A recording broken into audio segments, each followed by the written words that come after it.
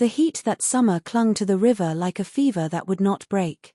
Spanish moss dripped from the live oaks in wet grey curtains, and even the cicadas sounded drunk, their rasp slowing to a death rattle by noon. It was the kind of heat that made white linen stick to skin and turned the sweetest claret sour in the barrel.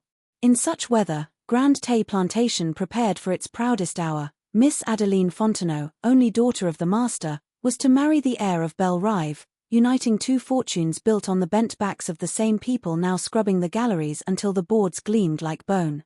They brought Luce up from the old quarters at dawn, chains removed only because there was no time left to find another cook capable of feeding 200 guests in the French style.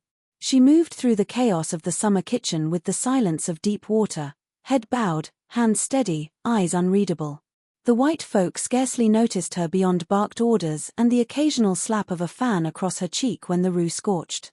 They did not see how her fingers lingered over the mortar, how her lips shaped soundless words above the green-black leaves she crushed for the turtle soup, how, when no one watched, she opened a small rusted tin hidden behind a loose bricks and measured white powder with the same care she once used to dose her sick child with willow bark.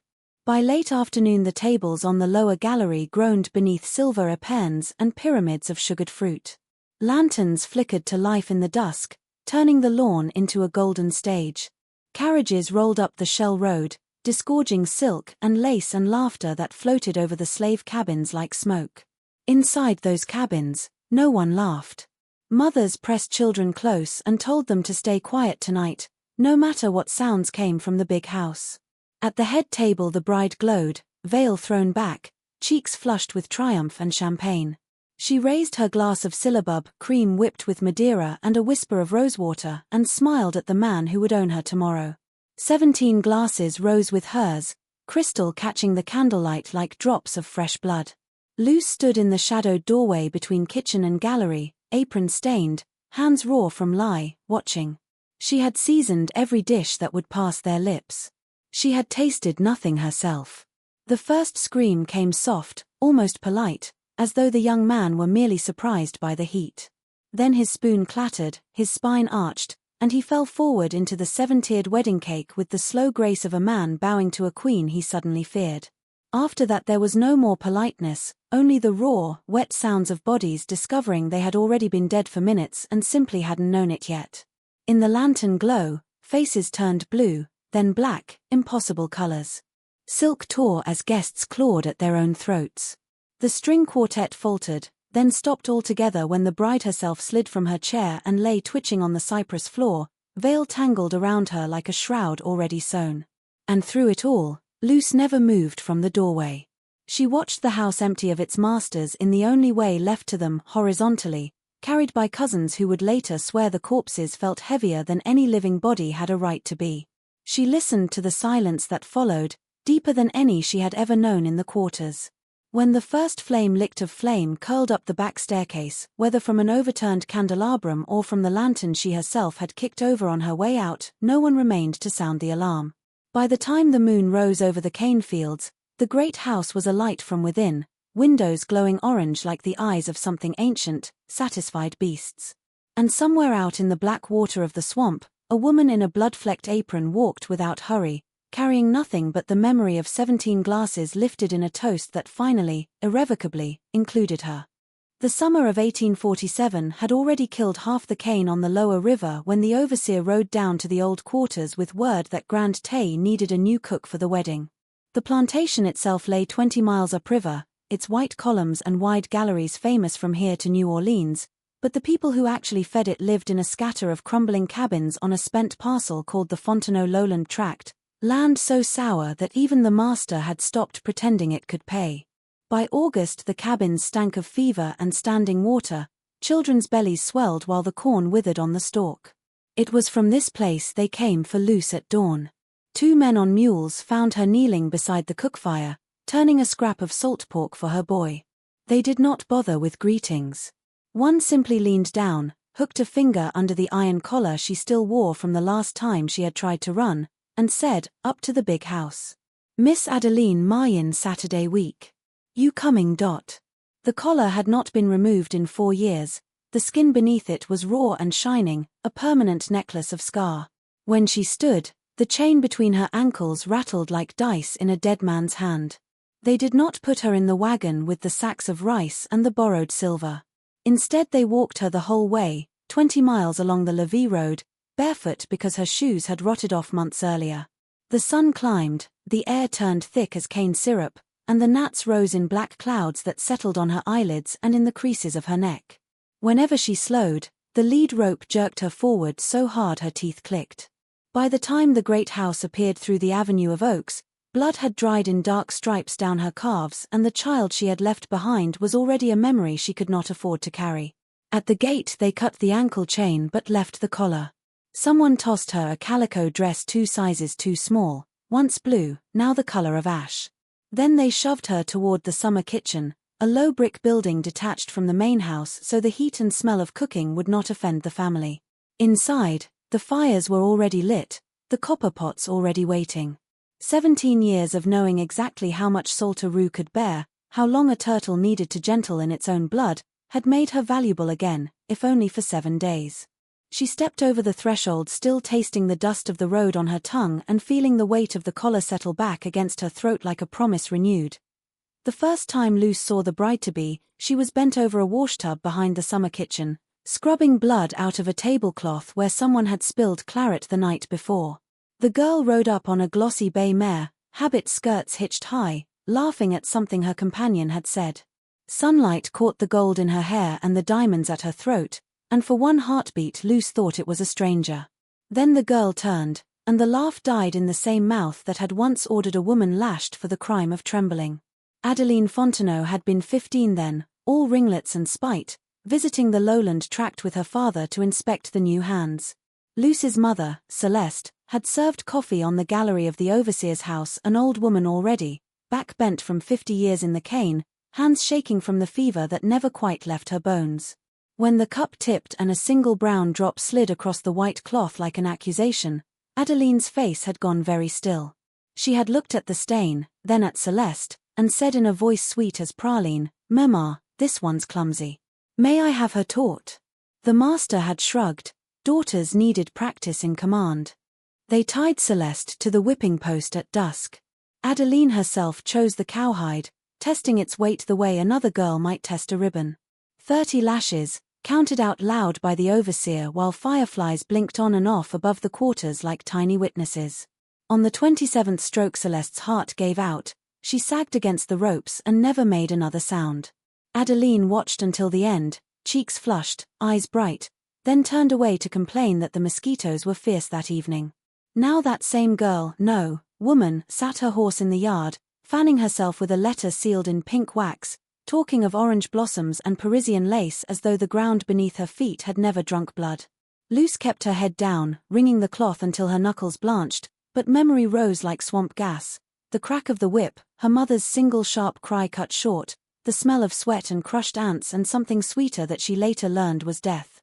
The collar around her own neck suddenly felt tighter, the iron warm from the cook fires, as if it remembered too.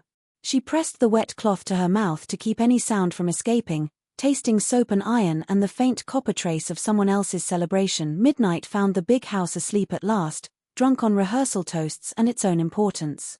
The kitchen fires had been banked to sullen coals that painted the brick walls the color of old bruises. Luce moved among the shadows with the sureness of someone who had long ago memorized every creak in the floorboards. She carried no candle. The moon through the high, barred window was enough, laying a pale ladder across the flagstones. She was supposed to be asleep on her pallet in the corner, but the heat and the weight of tomorrow kept her upright. She told herself she only wanted cool air, yet her bare feet took her to the shelf above the dry sink where the previous cook, old Seraphine, had kept her private things. Seraphine had vanished 3 winters ago after the mistress accused her of stealing sugar. One morning her pallet was empty, her few belongings gone, and no one ever spoke her name again. Some said she walked into the river, others swore they saw her years later in New Orleans, passing for colored and free. Either way, the shelf had stayed untouched, as though the house itself feared what it might still hold. Luce's fingers found the loose brick by feel. It rocked forward with a soft scrape, revealing a cavity no bigger than a child's showbox. Inside lay a twist of yellowed paper, a rosary of black seeds, and a small, flat tin that had once held French pastils. The tin was lighter than memory. When she pried the lid, a faint, bitter smell drifted up, like almonds left too long in the rain. Arsenic. Enough to kill every rat in the parish and still have plenty left for larger pests. The powder was pure white, fine as sifted flour, clinging to the creases of her palm like guilt already looking for a place to settle. She stared at it for a long time, breathing through her mouth so the scent would not lodge too deep. Seraphine must have hidden it the week before she disappeared, perhaps planning the same slow accounting Luce now felt blooming behind her ribs. The tin was cool, almost cold, as though it had been waiting patiently for someone with steadier hands. Luce closed the lid, pressed the brick back into place, and stood in the dark so complete it felt like the inside of her own skull. The house above her breathed in its sleep, floorboards ticking as they cooled, a clock somewhere chiming once for the half-hour. She slipped the tin into the pocket sewn inside her skirt, right against the skin of her thigh where no searching hand would ever go, and felt its small weight settle there like a second, quieter heart. The next nights belonged to the hounds. Grand Tay kept a pack of 12 curs for hunting runaways and guarding the Levee Road at night. Lean, yellow-eyed beasts fed on scraps and fury. They slept chained beneath the raised smokehouse, snarling whenever a shadow crossed the yard. No one watched them closely after supper. The white folks were busy with dress fittings and seating charts, the house servants too exhausted to care what happened to creatures meaner than themselves. Luce began on the third night. She saved a knob of fat from the ham she glazed, rolled it in a pinch of the white powder no larger than a pinhead, and walked past the smokehouse just before moonset. The lead hound, a scarred brute called Caesar, lunged at her until the chain snapped his head back. She tossed the fat just within reach. He swallowed it without chewing, licked his chops, and lay down again, suspicious but greedy. By morning he was stiff behind the smokehouse, tongue black and protruding, eyes fixed on the rising sun he would never fear again. She waited 2 nights, letting the others nose his body and whine. Then she fed the second hound, a bitch with 1 torn ear. Same dose, same silence. When the overseer found her dead he cursed the heat and the bad meat and had both carcasses dragged into the cane stubble to bloat. No one thought poison. Dogs died all the time in August. By the 6th night she had killed 4, each time increasing the measure only slightly, learning how little it took, how cleanly the powder worked when hidden inside something the creature wanted. The remaining hounds grew uneasy, they refused scraps from any hand, backed away growling when she passed. She fed the 5th through the gap beneath the smokehouse door, pushing a lump of cold cornbread laced with twice the dose across the dirt. It scratched once at its throat, staggered 2 steps, and folded as though its legs had simply been erased. She stood in the dark beyond the chain's reach and counted heartbeats the way her mother once counted lashes. The night smelled of dust and dog and distant rain that would never arrive. When the last twitch stopped she felt nothing triumphant, only a cold, precise satisfaction, the way a carpenter feels when the joint slides home exactly. The powder was true. It asked no questions, left no scars for the world to read.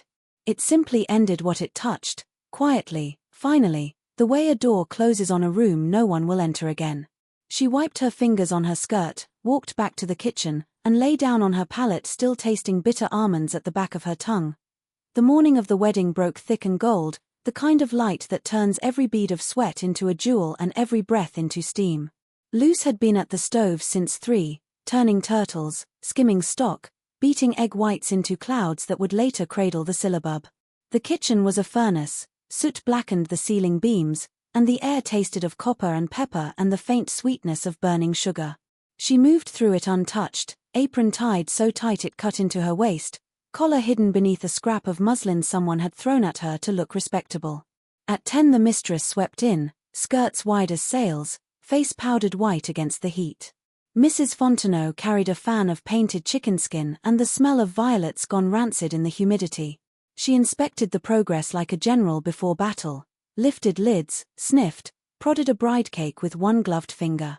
Everything was perfect, and therefore everything was wrong. When Luce reached for another bowl of cream, her sleeve brushed a tray of silver spoons, one clattered to the bricks. The slap came open-handed, sharp enough to snap Luce's head sideways. The mistress's rings left 3 separate lines of fire across her cheek. Slow, stupid girl, Mrs. Fontenot hissed, voice trembling with the effort of keeping it low so the guests on the gallery would not hear.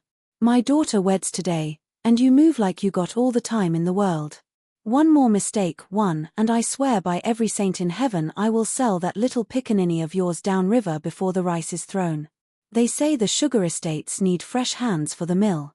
His small, but they'll find use." She did not need to say the child's name. Luce felt it land in her stomach like a stone dropped into deep water. The kitchen noises receded, the hiss of fat, the clatter of pans, the nervous laughter of the other women used to cover fear. All she heard was the wet click in her own throat when she swallowed blood from where her tooth had cut the inside of her cheek. Mrs. Fontenot snapped the fan shut and turned away, already calling for more ice. Luce stayed bent over the bowl, knuckles white around the whisk, feeling the heat of the slap settle into something colder, harder, spreading outward until even the sweat on her skin seemed to freeze. She lifted the heavy cream and began to beat again, steady, steady, the rhythm of a heart that had just decided exactly how it would stop beating in others. The house had gone quiet the way a storm holds its breath, even the flies seemed to wait. Late afternoon light slanted through the jalousies in dusty bars, catching on motes of flour and cayenne that still hung in the air like red smoke. Luce worked alone now. The other women had been sent to dress the tables or pin orange blossoms in their hair for the ceremony. Only the pots remained, bubbling low, patient as conspirators. She moved from station to station with the calm of a priestess at an altar no one else could see. First the syllabub, 3 silver bowls of whipped cream already flavored with Madeira and rosewater, waiting under damp cloths for the final ladling into cut glass cups. She uncovered the largest bowl, the one destined for the head table, and let the cloth fall. The cream-trembled surface looked almost alive, pale and innocent. From the hidden pocket against her thigh she drew the tin, fingers steady as when she had once rocked a fevered child. A measured spoonful, no more than what would dust the top of a custard, disappeared into the cream with barely a ripple. She folded it through once, twice, until no trace remained except the faintest sharpening of the scent, like almonds hidden inside roses. Next the turtle soup, rich and dark, simmering in a cauldron big enough to bathe a baby. 17 porcelain tureens waited in a solemn row, each lid painted with the Fontenot crest. She lifted the long-handled ladle, tasted the broth one last time, perfect, velvet, deadly in its perfection, then tipped in the second dose. The powder dissolved instantly, leaving only a brief, ghostly swirl that might have been steam. She stirred until the surface settled again into glassy blackness. Around her the kitchen tools lay exactly where generations of cooks had left them, the scarred chopping block, the iron spider still warm from frying oysters, the bunch of dried herbs hanging like a warning. Everything ordinary, everything waiting to become extraordinary the moment it crossed the threshold into the lantern-lit gallery. She wiped her hands on the apron that had once been white, feeling the cloth stiff with salt and blood and the small grains of arsenic that had escaped her careful fingers. The weight in her pocket was gone now, the tin rinsed and returned to its brick womb behind the shelf. Nothing showed. Nothing would, until it was far too late. Outside, the string quartet began tuning, tentative notes drifting through the heat like birds testing a poisoned sky. Luce lifted the first tureen and carried it toward the door, back straight, eyes lowered, the very picture of submission. The collar around her neck no longer chafed, it felt almost weightless, as though the air itself had decided whose side it was on tonight. Dusk came down like a velvet curtain, sudden and complete. Lanterns strung along the lower gallery flared to life all at once, turning the lawn into a trembling sea of gold. Carriages had been rolling in since noon, now the shells of the drive were thick with wheels and the nervous laughter of people who believed money could buy immortality. Silk rustled, diamonds flashed, and the smell of magnolia water fought a losing battle against horse sweat and the heavier sweetness rising from the tables. Inside the long gallery the wedding supper waited in perfect, lethal order. Damask cloths fell in snowy folds to the floor, centerpieces of camellias and ferns rose like green fountains between the silver. 17 places at the head table were marked with name cards written in violet ink. The bride's chair, draped in lace, stood empty while the ceremony finished in the parlor. Soon she would sweep in on her new husband's arm, cheeks flushed, ready to be toasted until dawn. The string quartet, 4 thin black men in borrowed livery, sat beneath the great oak and began the first waltz as the wedding party descended the outside stairs. Violins wept and soared, feet in patent leather and satin slippers moved across the boards in practiced joy. Servants glided among them with trays of champagne, careful never to meet any eye. Luce was not among them. She remained in the doorway between kitchen and gallery, half hidden by the open door, watching the scene the way a spider watches the outer edge of its web. At last the bride and groom took their seats. Adeline's veil had been thrown back, orange blossoms trembled in her hair each time she laughed. The groom, pink and proud in his dove-grey coat, lifted his glass first. One by one the 17 at the head table followed, parents, aunts, cousins, the priest who had blessed the union an hour earlier, crystal catching lantern light in 100 small fires. Behind them the lesser guests found their places, but all eyes stayed on the head table, waiting for the signal to begin. The groom's voice carried over the music, warm with drink and triumph. "To my wife," he said simply, and the single word wife sent a delighted shiver through the crowd. 17 glasses rose higher, trembling slightly with the motion, liquid inside glowing like liquid topaz and ruby. The quartet paused on a perfect chord. For one held breath the entire plantation seemed to listen. Luce's hands rested on the doorframe, fingers curled against the wood until the splinters bit. She watched the glasses tilt, watched throats move in perfect unison, watched the first creamy spoonful of syllabub and the first dark sip of turtle soup pass 17 pairs of lips. The lanterns burned steady. The camellias did not wilt. Nothing, yet, had changed. The first sign was almost gentle. Young Julian Fontenot, the bride's brother, 19 and already half-drunk on his own consequence, had just leaned forward to cut himself a second slice of the towering cake.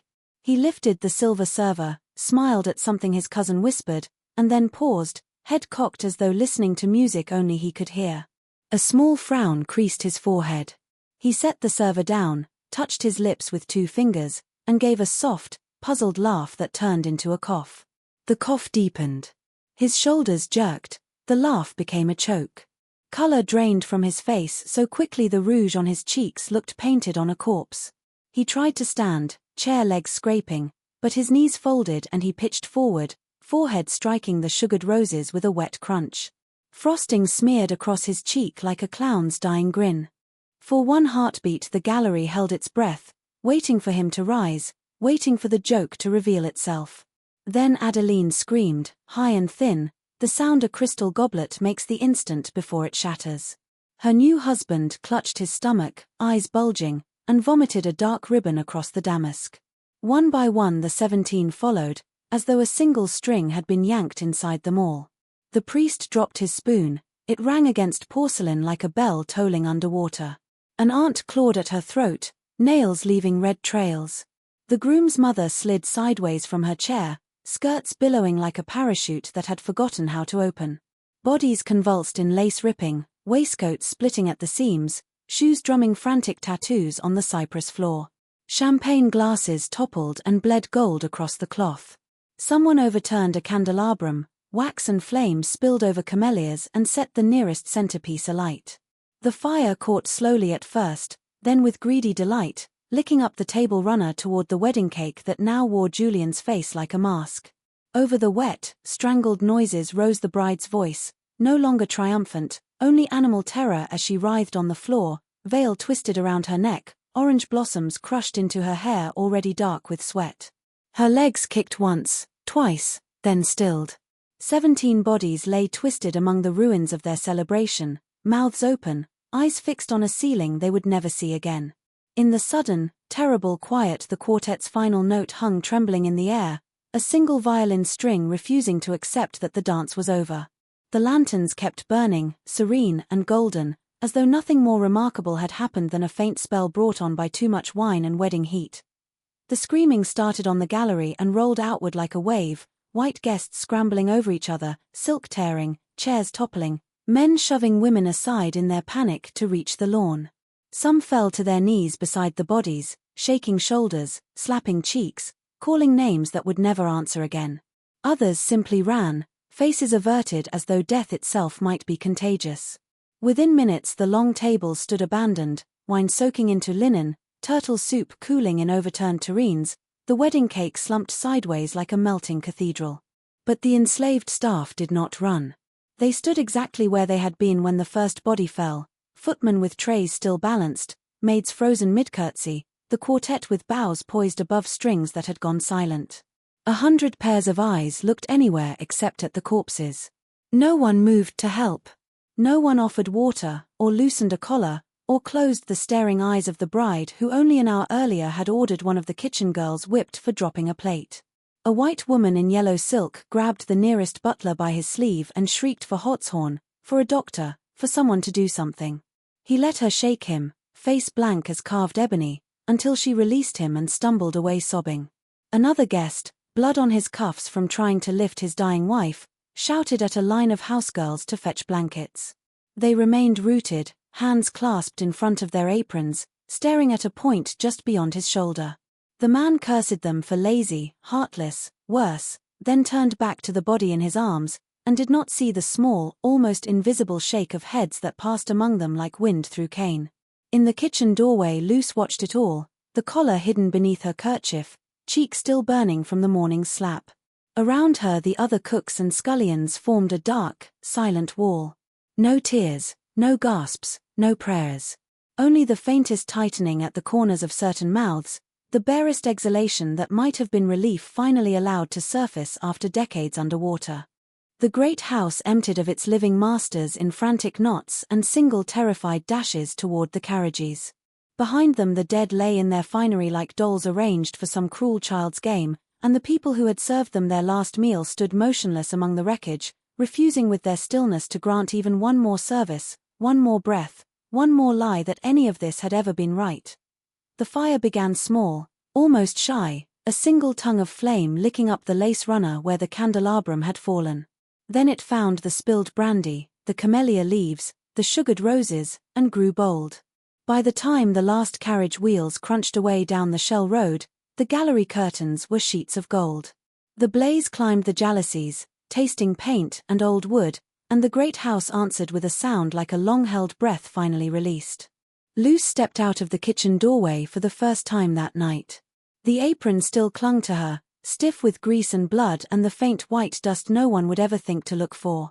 Heat from the fire pushed against her face, hotter than any cookstove she had ever tended, yet she welcomed it.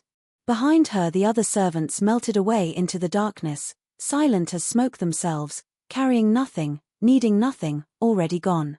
She walked across the yard slowly, past the overturned tables and the bodies no one had come back for. The bride lay on her side, veil burned halfway off, one hand still curled as if reaching for a glass that was no longer there. Luce did not look down. She kept her eyes on the black wall of cypress and tupelo beyond the cane fields, where the swamp waited with its deeper dark and older justice. Somewhere inside the house a beam cracked and fell, sending up a geyser of sparks that whirled into the night like freed souls. The roof exhaled smoke thick as morning veils. Lanterns exploded one by one, glass popping in bright sharp notes. The fire painted her path orange and red, turning the blood on her apron black, turning her shadow into something tall and wingless and inevitable. At the edge of the yard she paused only long enough to untie the kerchief from her throat. The iron collar beneath it had grown warm, almost hot, from the nearness of the flames. She left the cloth on the ground like a discarded skin and walked on. Behind her the great house roared, windows bursting outward in showers of golden glass, the wedding cake collapsing at last into its own sweet ruin. Ahead, the swamp opened its arms, water black as the turtle soup, air thick with the smell of rot and night-blooming jasmine. She stepped between the cypress knees without looking back, apron flapping once like a sail catching the first wind of freedom, and the dark took her the way water takes a thrown stone, no splash, no cry, only the slow, perfect circles that spread and spread until even the firelight could not find them anymore.